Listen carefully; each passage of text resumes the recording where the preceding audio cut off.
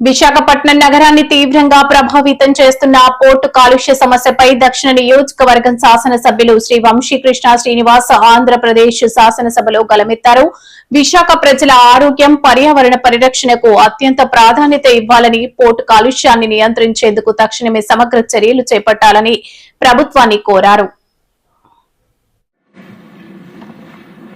గౌరవ మంత్రి గారు చెప్పిన సమాధానానికి నేను ఏకీభవిస్తున్నాను.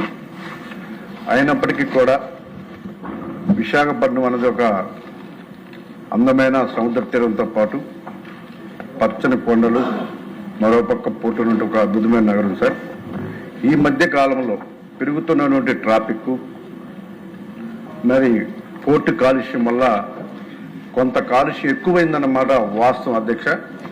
దీని మీద ప్రజలు కూడా ఈ మధ్యకాలంలో ధర్నాలు కూడా చేయడం జరిగింది అధ్యక్ష. అయితే దీనికి కారణాలు అనేక ఉన్నాయి అధ్యక్ష. ముఖ్యంగా పోర్టులో బెర్తలు అన్ని కూడా ప్రైవేట్ ఆపరేటర్స్కి ఇవ్వడం వల్ల పోర్టు నియంత్రణ కొంచెం వాళ్ళ మీద తగ్గి ఈరోజు ఇలాంటి పరిస్థితి నెలకొనే అధ్యక్ష. కొంతమంది పోర్టు ఏదైతే పీసీబీ నిబంధనలు పాటిస్తూ ఉన్నారు, కొంతమంది మాత్రం పీసీబీ నిబంధనలు పాటించకపోవడం వల్ల మాత్రమే ఇలాంటివి జరుగుతున్నాయి అధ్యక్ష. సీ పోర్ట్ లాంటి కొంతమంది నిబంధనలు పాటించినప్పటికీ సింగిల్ బెర్త్ ఉన్నటువంటి వాళ్ళు కొంతమంది ఈ నిబంధనలు పాటించడం అధ్యక్ష. అయితే అధ్యక్ష, ఈ బల్క్ కార్గోలు అయినటువంటి ఏవైతే ఉన్నాయో ఐరన్ ఓర్ కానీ, కోల్ కానీ, బాక్సైట్, ఇలాంటివి బల్క్ కార్గోలు చేస్తున్నటువంటి కొంతమంది కొన్ని మెజర్మెంట్స్ తీసుకోవాలి అధ్యక్ష. ముఖ్యంగా లోడింగ్, అన్లోడింగ్ టైంలో వాటర్ స్ప్రింక్లర్తో పాటు లోడింగ్ అయినటువంటి లారీలు బయటకు వెళ్తున్నప్పుడు కూడా టార్పాలిన్ పూర్తిగా కవర్ చేయాల్సిన బాధ్యత ఆపరేటర్స్కి ఉంది అధ్యక్ష. అది పూర్తిగా జరగకపోవడం వల్లే ఈ పొల్యూషన్ పెరుగుతుందన్న విషయాన్ని మీ దృష్టికి తీసుకొస్తున్నారు అధ్యక్ష. అలాగే గ్రీన్ బెల్ట్లు అభివృద్ధి జరగాలి అధ్యక్ష. గ్రీన్ బెల్ట్లు అనేవి ఈ మధ్యకాలంలో లాస్ట్ 2 years నాకు తెలిసి మొక్కలు నాటడం కానీ, లేకపోతే గ్రీన్ బెల్ట్ని పెంచే కార్యక్రమం కానీ ఎక్కడ కూడా పోర్టు వాళ్ళు కానీ ప్రైవేట్ ఆపరేటర్లు కానీ చేయలేదు అధ్యక్ష. దీనివల్ల కూడా ఈ మధ్య పెరిగిందని నేను అనుకున్నా అధ్యక్ష. ముఖ్యంగా బాగా కొన్ని అభివృద్ధి చెందినటువంటి దేశాలు అయితే అధ్యక్ష, ఈ బల్క్ కార్గోలు అయితే ఏవైతే ఉన్నాయో వాటిని స్టాక్ చేయడానికి అండర్ గ్రౌండ్ స్టాక్ సిస్టమ్ కూడా తీసుకొచ్చారు అధ్యక్ష. దాని మీద కూడా కొంత మనసు పెడితే ఇది తగ్గుతుంది అధ్యక్ష. అలాగే క్లోజ్డ్ గోడౌన్స్ కూడా కొన్ని పెడతామని చెప్పి అప్పట్లో 10-20 నిర్మిస్తామని పోర్టు వాళ్ళు చెప్పారు అధ్యక్ష. కాకపోతే ఒక 2-3 నిర్మించి ఇప్పుడు మళ్ళీ వాటిని వదిలేశారు అధ్యక్ష. ఈ క్లోజ్డ్ గోడౌన్ అయితే ఎక్కడ కూడా మళ్ళీ ఆ గాలి వచ్చినా కానీ లేకపోతే ఏదైనా ఇబ్బంది ఉన్నా కూడా అది పూర్తిగా క్లోజ్ అయి ఉంటాయి కాబట్టి ఎటువంటి ఇబ్బందులు లేకుండా అధ్యక్ష. ముఖ్యంగా ఎయిర్ నాణ్యతని పరీక్షించే కేంద్రాలు ఒకటి మాత్రమే ఉంది అధ్యక్ష పీసీబీ అండర్లో విశాఖపట్నంలో. అవి ఇంకొక 2-3 ఉంటే బాగుంటుంది అధ్యక్ష అన్ని ప్రాంతాల్లో. ఈ రోడ్స్ మీద డస్ట్ పడుతుంది అధ్యక్ష. ఈ డస్ట్ పడినప్పుడు వాటర్ స్ప్రింక్లింగ్ చేస్తూ ఉన్నారు. వాటర్ స్ప్రింక్లింగ్ చేయడం వల్ల ఆ బురద అంతా కూడా మళ్ళీ ఆ టైల్స్కి పట్టుకొని సిటీలోకి వచ్చేస్తుంది అధ్యక్ష. ఈ వాటర్ స్ప్రింక్లింగ్ కాకుండా కొత్తగా ఎయిర్తో క్లీన్ చేసే యంత్రాలు వచ్చాయి అధ్యక్ష. ఒక 8 ఎన్నో పెట్టారు అధ్యక్ష. అవి కొంచెం సంఖ్య పెరిగితే పూర్తిగా దాన్ని కంట్రోల్ చేసే అవకాశం ఉంటుంది అధ్యక్ష. అలాగే బై రోడ్ వెళ్ళే లారీలు కొన్ని ఉంటాయి అధ్యక్ష. ఏదైతే బల్క్ కార్గోలు ఉన్నాయో వాటిని బై రోడ్ తీసుకెళ్లే ఉంటాయి, బై రోడ్ రైలు కాకుండా వాటిని కూడా పూర్తిగా తార్పాలతో కవర్. రానున్న స్థానిక సంస్థ ఎన్నికల్లో బీజేపీ బలాన్ని చాటాలని రాష్ట్ర అధ్యక్షుడు మాధవ్ పిలుపునిచ్చారు. ప్రతి గ్రామంలో బీజేపీ పార్టీ సభ్యులు ఉండేలా నాయకులు పనిచేయాలని సూచించారు. కూటమిలో కొనసాగుతూ పార్టీని తిరుగులేని శక్తిగా తీర్చిదిద్దాలన్నారు. మోడీ జన్మదినం సందర్భంగా 4 రోజుల పాటు సేవా సంకల్ప కార్యక్రమాలు నిర్వహిస్తామని తెలిపారు. కామినేని శ్రీనివాసరావు గారికి, అలాగే మన సుజనా చౌదరి గారికి, అలాగే శ్రీ ఆదినారాయణ రెడ్డి గారికి, అలాగే మన పోతుల సునీత గారికి ఎమ్మెల్సీ ఆవిడికి, అలాగే మర్చిపోయిన పాక వెంకట సత్యనారాయణ గారికి మన యొక్క రాజ్యసభ సభ్యులు పెద్దలు, ఆయన కూడా స్వాగతం పలుకుతున్నాం. అలాగే నిన్ననే 3వ మనకి మంచి అనౌన్స్మెంట్ వచ్చింది. మనతో కలిసి పనిచేసిన నాయకుడు మిత్రుడు శ్రీ విష్ణువర్ధన్ రెడ్డి గారు మన జాతీయ ఏదైతే సెల్స్ డిపార్ట్మెంట్స్ కి సహ ప్రభారిగా ఆయన కూడా ఎన్నిక కావడం, ఆయన కూడా ఈ సందర్భంగా అభినందనలు తెలియజేస్తున్నాను.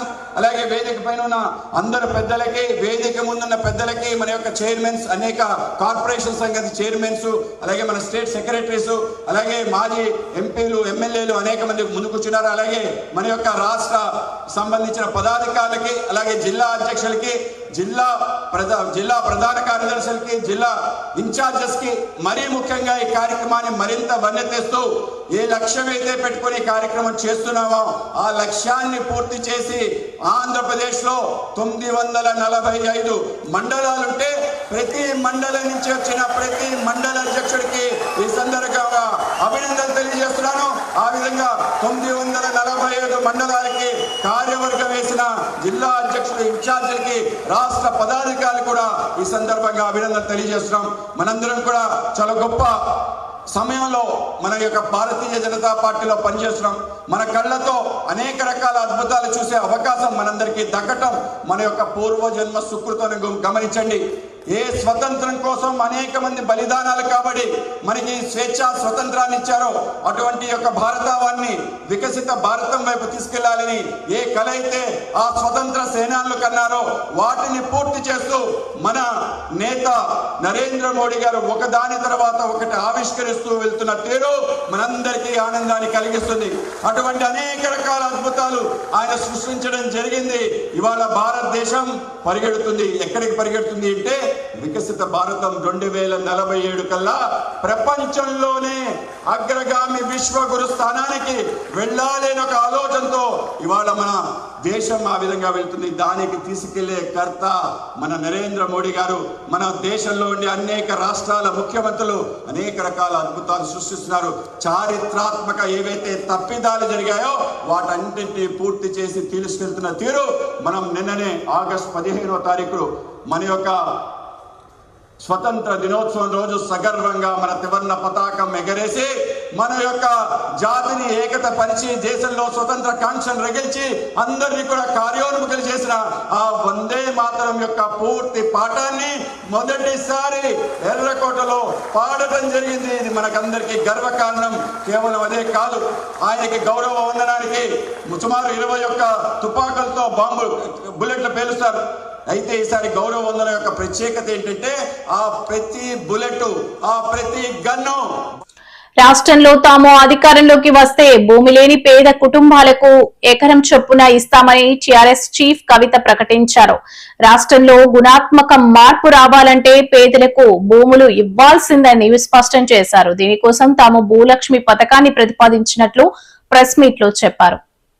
కానీ నా పేద బీసీ ఇంటి ఆడబిడ్డకు భూమి అంటే ఒక ఇమోషన్, నా పేద దళితులకు భూమి అంటే ఒక ఇమోషన్, నా ఆదివాసీలకు భూమి అంటే పంచ ప్రాణం. వదిలిపెట్టి ఉండలేరు, అడవిని వదిలిపెట్టి, భూమిని వదిలిపెట్టి. ఆ విషయం అర్థమవుతలేదు రేవంత్ రెడ్డి గారికి. మానవత్వం అన్నది పరిపాలనలో లోపించింది. అందుకే నేను బలంగా నమ్ముతా ఉన్నా, భూమి పంపిణీ జరగాల్సిందే. తెలంగాణ రక్షణ సేన అధికారంలోకి వస్తే ఖచ్చితంగా భూమి లేని ప్రతి పేద ఇంటికి కూడా కుటుంబానికి 1 ఎకరం చొప్పున మేము భూలక్ష్మి పథకం పేరుతోని భూ పంపిణీ చేయడం జరుగుతుంది. నేనే అధికారంలోకి వచ్చేదాకా ఆగాలి, అప్పటి వరకు పేదలు పేదగా ఉండాలి అనట్లే. కాంగ్రెస్ ప్రభుత్వం భూ పంపిణీ కార్యక్రమం మొదలు పెడితే మొదటి వరుసలో నిలబడి మేమే పంపిణీ చేస్తాం. 1 ఎకరం లేనటువంటి పేదల గురించి వాళ్ళు నేను అప్పీల్ చేస్తూ ఉన్నా, వాళ్ళ గురించి మాట్లాడుతూ ఉన్నా. సామాజిక న్యాయ సాధన జరగాలంటే ముందు భూమి ఉండాల్సిందే. ఒక గ్రామంలో పరిస్థితి ఇమాజిన్ చేసుకోండి. భూమి లేనివాడికి ఎంత విలువ ఉంటుంది, భూమి ఉన్నవాడికి ఎంత విలువ ఉంటుంది. పిల్లనియాలంటే ఏం అడుగుతారు? ఇల్లుందా, భూమి ఉందా, జాగుందా అని అడుగుతారు. ఆ విలువ ఉండద్దా, సామాజిక గౌరవం ఉండద్దా? దానికోసం నేను ప్రయత్నం చేస్తూ ఉన్నా. దయచేసి ఈ విషయాన్ని అర్థం చేసుకోవాల్సిందిగా మా మేధావర్గాన్ని అప్పీల్ చేస్తూ ఉన్నా. నేను సామాజిక న్యాయం జరగాలి తెలంగాణలో అంటే అది పొలిటికల్ స్లోగన్ కాదు. విప్లవాత్మకమైన గుణాత్మకమైన మార్పు కోసమే తెలంగాణ రక్షణ సేన ముందొచ్చింది. దానికోసం ప్రయత్నం చేస్తుంది. మరి భూలక్ష్మి పథకం కోసం మా ఆడబిడ్డలంతా కూడా ఆలోచన చేయాలి. మీ ఆడబిడ్డగా సమాజంలో గౌరవం సాధించాలంటే ప్రతి కుటుంబానికి కనీసపు ఆస్తి ఉండాలి, 1 ఎకరమన్న జాగుండాలని బలంగా నమ్మే వ్యక్తిగా నేను ఈ పథకాన్ని ప్రవేశపెడతా ఉన్నా. మీ అందరి సంపూర్ణ మద్దతు, ఆశీర్వాదం తెలంగాణ రక్షణ సేనకు ఉంటుందని చెప్పి భావిస్తున్నా. నిజంగా ఒక సెకండ్ ఆలోచిద్దాం యాజ్ హ్యూమన్ బీయింగ్స్. ఒక అర్ధ గజం భూమి ఉంటే, ఒక గుంట భూమి ఉంటే ఎంత కాన్ఫిడెన్స్ ఉంటుంది. నేను ఉట్టిగా నిర్ణయం తీసుకోలేదండి.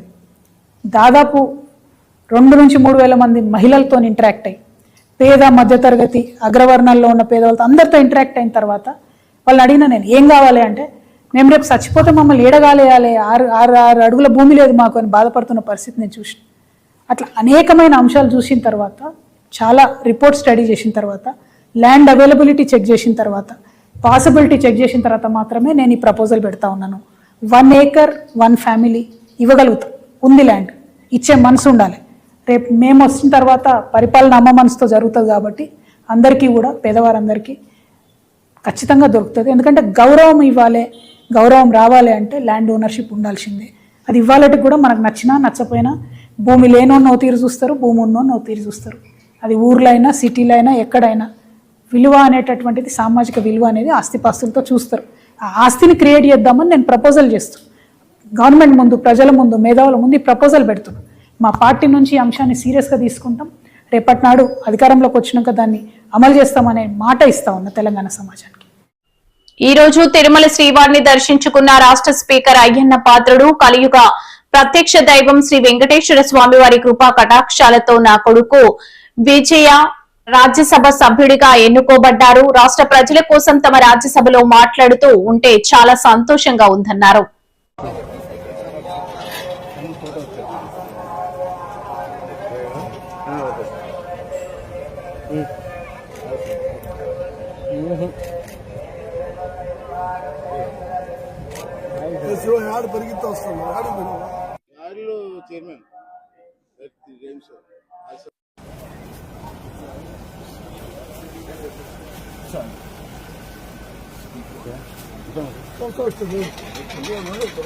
స్వామివారి దర్శనం కోసం నేను రావడం జరిగింది. నాతో పాటు రాజ్యసభ చైర్మన్ గారు పెద్దలు వారు కూడా వచ్చారు. వారు తిరుపతి వచ్చే ముందు నాకు ఫోన్ చేసి, నేను తిరుపతి వస్తున్నాను, వెంకటేశ్వర స్వామి దర్శనం చేసుకోవాలా, వెంకటేశ్వర స్వామి ముందు 10 నిమిషాలు నేను కూర్చోవాలమ్మా, నాకు సాయం చేయమని అడిగారు.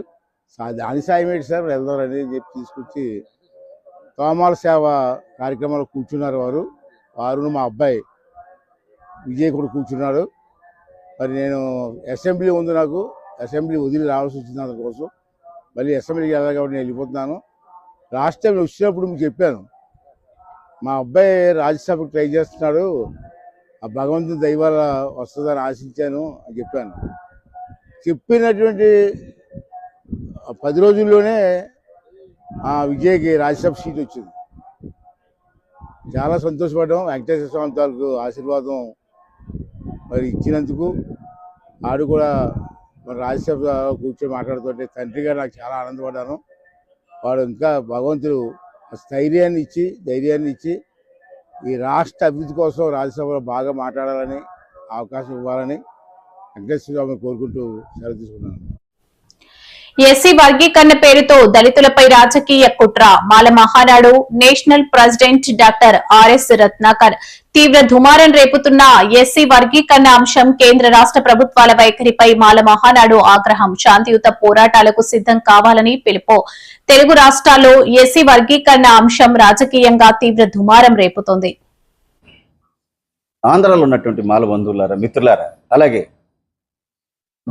Friends of other Dalit communities oppose the sub classification of ఎస్సీస్, దేశవ్యాప్తంగా ఎస్సీ వర్గీకరణను వ్యతిరేకించేటటువంటి దళిత సోదరులారా, ఎస్సీ వర్గీకరణ పేరుతో దళిత జాతిపై దేశవ్యాప్త కుట్ర జరుగుతోంది. మిత్రులారా, ఎందుకు ఇలా అంటానంటే, మనకి రిజర్వేషన్ పేరుతో ఒకడికి లేదా 100లో ఇద్దరికే బెనిఫిట్ జరుగుతోంది. మిత్రులారా, కేవలం రిజర్వేషన్ వల్ల how many people are being benefited అనేది ఎంతవరకు తెలియదు. దేశవ్యాప్తంగా, ప్రపంచవ్యాప్తంగా ఉన్నటువంటి మిత్రులారా, ఎస్సీ వర్గీకరణ వల్ల ఎంతమంది బెనిఫిట్ పొందుతున్నారు అనేది సెంట్రల్ గవర్నమెంట్ దగ్గర ఇంతవరకు డేటా లేదు.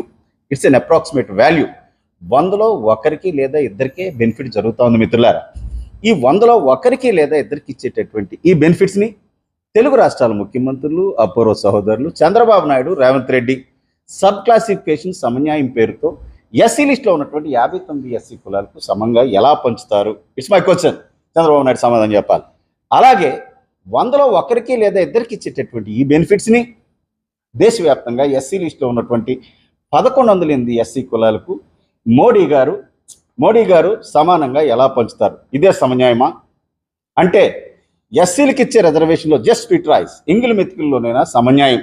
Is it not needed in the ministerial బెత్స్ of Modi, Chandrababu Naidu and Revanth Reddy?